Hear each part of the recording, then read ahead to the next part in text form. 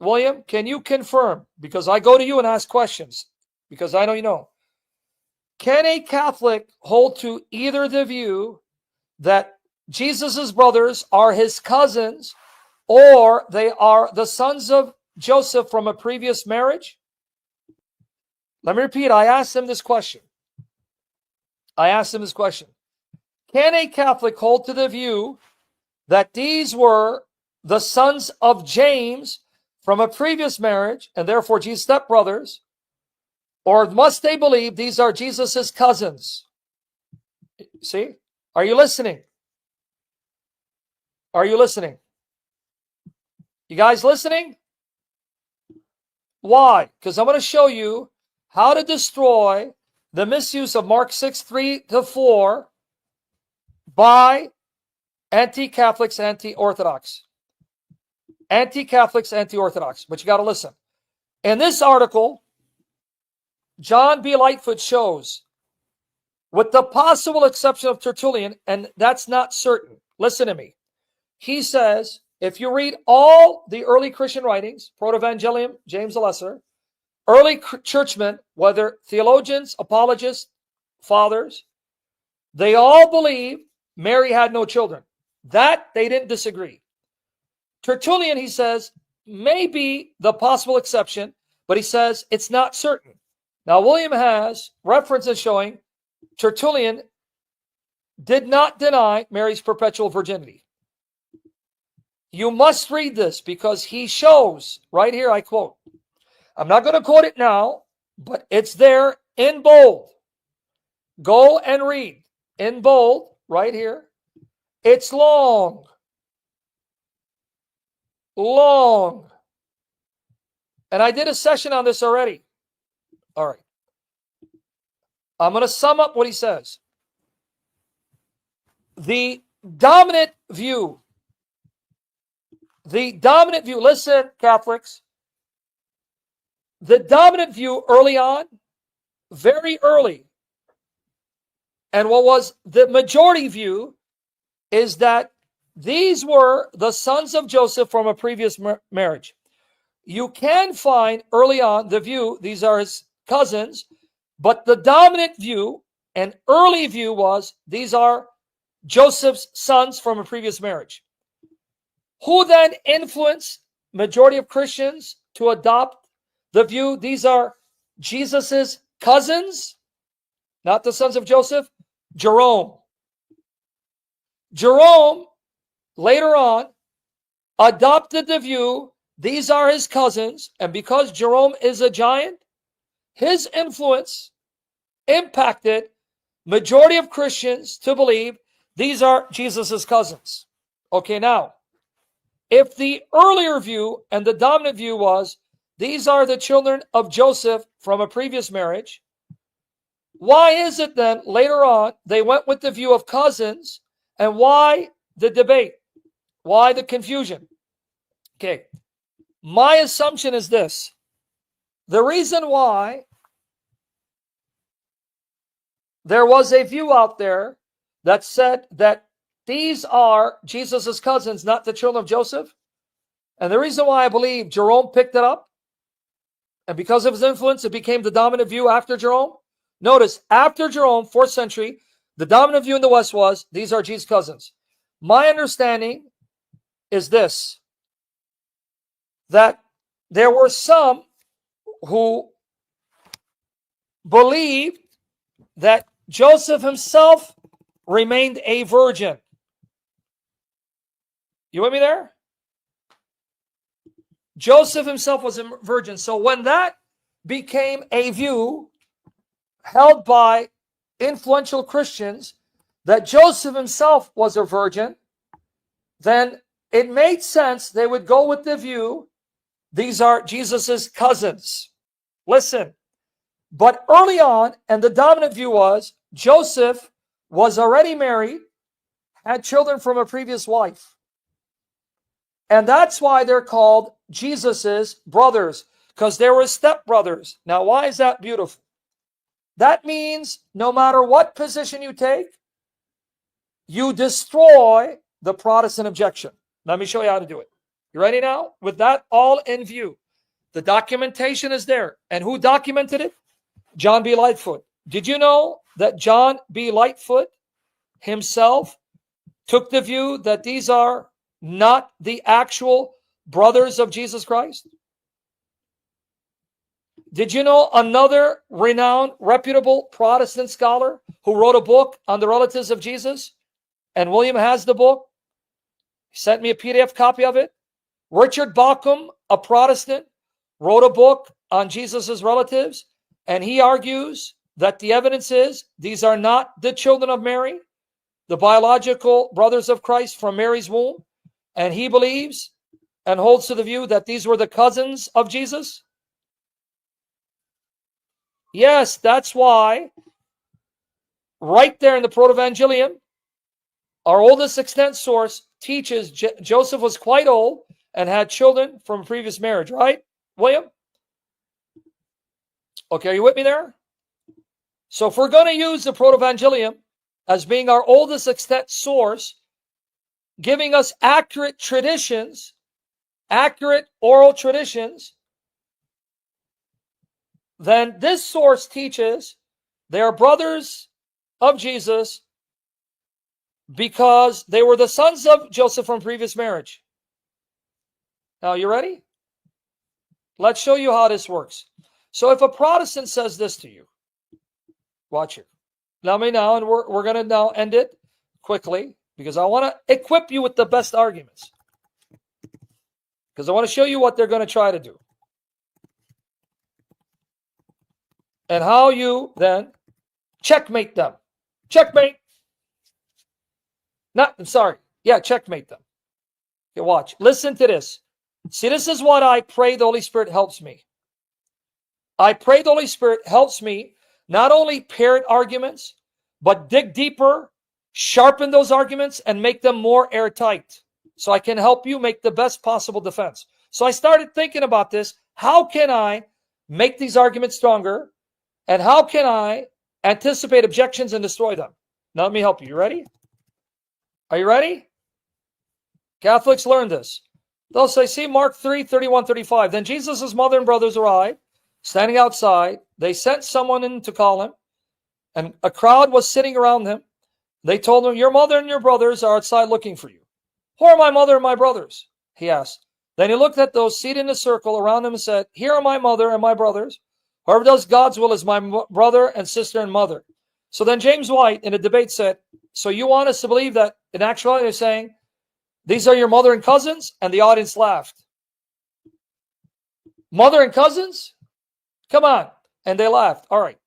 They'll use this, but this one here. Mark chapter 6, verse 3 and 4. Why didn't 4 show up? You dirty little animal. Watch here. Mark 6, verses 3 to 4. Isn't this the carpenter? Isn't this Mary's son? And the brother of James, Joseph, Judas, and Simon? Aren't his sisters here with us? And they took offense at him. Now, those who hold that these are the relatives of Christ will say, the brothers here are not literal biological brothers. They are his cousins, his relatives. And as William and others will do, they'll say, you know how we know? Because of verse 4, the parallel. Jesus said to them, a prophet is not without honor except in his own town, among his relatives, sun genis in his own home. So here, the argument is, you see, they're not his brothers, but his relatives raised in the same home. But because they were raised in the same home, because they were so close, they are called brothers and sisters. Okay, now I anticipate the Protestant saying this. Are you ready? I'm trying to anticipate their objection. You ready to hear this? A Protestant can say, no. Yep, speaking about sun genis. Exactly, same Greek word. No, it doesn't mean they are his cousins. And that the reason why they're called his brothers and sisters is because they're raised in the same home. On the contrary, the reason why Jesus can speak about his relatives is because they were related to him. How were they related to him? They were his brothers and sisters. In other words, they're saying it's a reverse. We are told what kind of relatives they were. They were his brothers and sisters. And if you're my brother, you're related to me. So they'll flip and saying, no, you got it wrong. We are already told who are his relatives. What relatives? Uncles, aunts, cousins? No, brothers and sisters. So it's not that they are cousins raised in the same home, and because they're so close, they're called brothers and sisters. It's the opposite. We are being told they are his relatives because they're his brothers and sisters. You get the argument? So in other words, it becomes stalemate. That's what a Protestant is going to say, and you're going to object, and you get nowhere. No, I disagree. They're only called brothers and sisters because these were his cousins, his relatives raised in the same home, and because of that close connection affinity, they're called brothers and sisters, though they were his cousins, his relatives. Protestants, no, I disagree with you. The reason why Jesus says his relatives in his home, because we're told what kind of relationship he had with them, what kind of relatives they were. They weren't his uncles, they weren't his aunts, they weren't his cousins, they were his brothers and sisters. Well, stalemate. No one wins, and you can say, I disagree, and he can say he disagrees. But let me show you, if we go with the view, that doesn't mean they win. That just means they won't get obliterated, clobbered. It'll be a stalemate. Meaning, if you're a Protestant, you're going to say, I disagree with the Catholic. You're Catholic, you're going to say, I disagree with the Protestant. But let me show you the way to clobber them. You ready? If we go with the view, they are Joseph's children from a previous marriage, now you win. Either position is good, but I'm saying, when I'm now confronted with this, I know how to bury them. John 1:45. Philip found, Nathanael told him, we have found the one Moses wrote about in the law, and whom the prophets also wrote, Jesus of Nazareth, the son of Joseph. Just like they say, Jesus' mother, brothers and sisters, they also say Joseph is his father, the son of Joseph. Watch where I'm going with this. Because I want to make it as sharp as possible, destroy objections, leaving them no stone, right? No stone that's unturned. Son of Joseph, all right. John 6:41-42. At this, the Jews there began to grumble about him because he said, am I the bread that came down from heaven? I am the bread that came down from heaven. They said, is this not the son of Joseph, whose father and mother we know? How can he now say I came down from heaven? So this is what I tell the Protestants. Was Joseph Jesus' biological father? No. He was his legal father, right? Yes. And therefore he was his legal son, right? Yes. Likewise, just like Joseph is not his biological father, his brothers are not his biological brothers. They are his stepbrothers because Joseph is his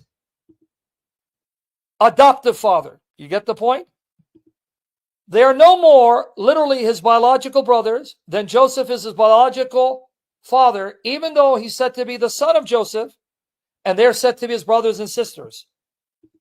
You can still affirm they are his brothers and sisters legally, adoptively, just like Joseph is his father, legally and adoptively, and you still win. After this, Jesus went around in Galilee. He did not want to go about in Judea because the Jewish leaders there were looking for a way to kill him. When the Jewish festival of Tabernacles was near, Jesus' brothers said to him, leave Galilee, go up to Judea, so the disciples there may see the works you do. No one wants to become a public figure, acts in secret. Since you are doing these things, show yourself to the world, for even his own brothers did not believe in him. What brothers? The sons of Joseph. Just like he's not the biological son of Joseph, John 6:42, John 1:45. They are not the biological brothers and sisters of Jesus. They are the legal brothers and sisters of Jesus because they're the sons of Joseph, and Joseph is his legal father. Bye-bye, Protestant objection. It's over. If they tell you, well, how do you know they are Jesus's legal brothers and sisters? The Bible doesn't say it. I know it from the same sources from which you know Mark wrote Mark, Matthew wrote Matthew, Luke wrote Luke and Acts, John wrote John, from the same sources who preserved your canon, the early Christians. That's how I know. If these early Christians can be trusted to preserve your Gospels and tell you who wrote them, they can be also trusted to tell you who the brothers were. Game over.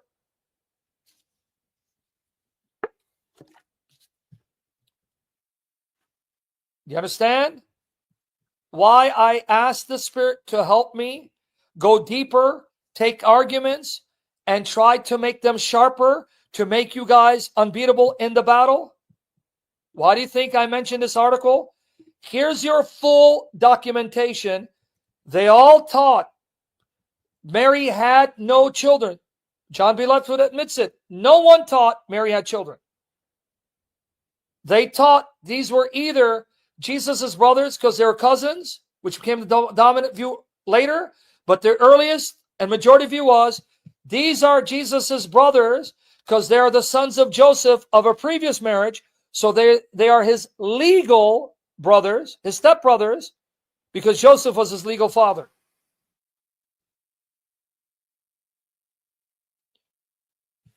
You see?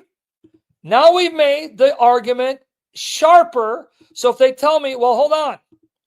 It says his mother and brothers, and his brothers and sisters are named. I go, yeah, they are his brothers and sisters. What do you mean? They are his legal brothers and sisters, his stepbrothers and sisters, because they're the sons of Joseph from a previous marriage. And just like Jesus can be the son of Joseph, not biologically, legally, they can be his brothers and sisters legally, not biologically.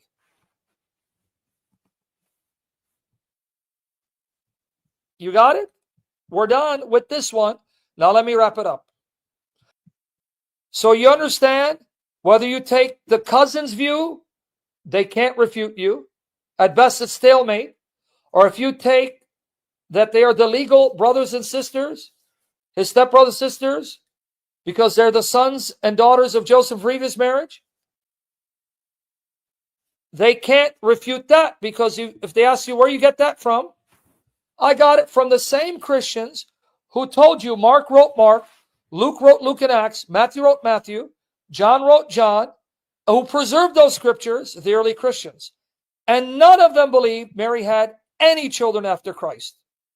So if you can't trust them in that regards, how do you know that they can be trusted to tell you these are the Gospels inspired by the Spirit through these men? You can't have your cake and eat it too.